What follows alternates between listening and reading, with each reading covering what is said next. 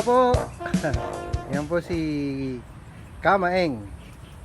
Tinutulungan niya po kami maggawa ng balag.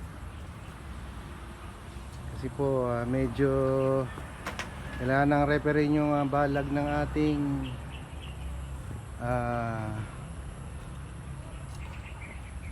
ubas. Yan. Yan na po. Papagandahin natin ng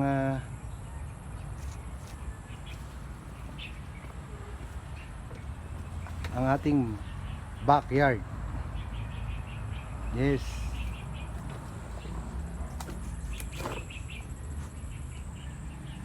All right.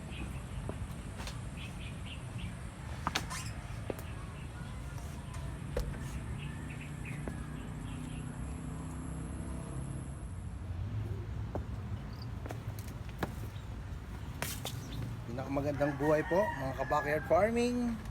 Ito po si Mang Jose, the farmer. Maghahawa na naman tayo. Kita nyo naman.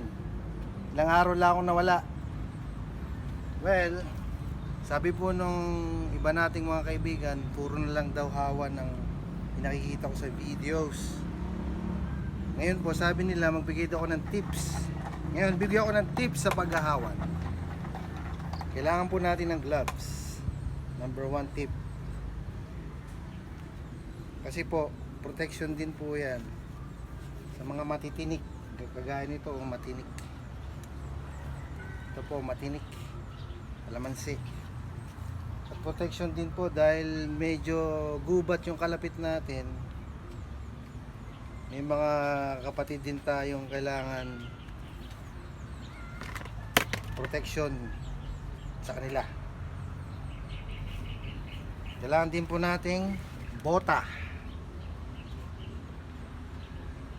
Pinaka-importante, bota din. Long sleeves para po sa lamok at mga kumakagat, at pantalon, jeans para hindi tagos yung mga agat ng mga insekto. Yun lang po. Maraming salamat. Pinakamagandang buhay.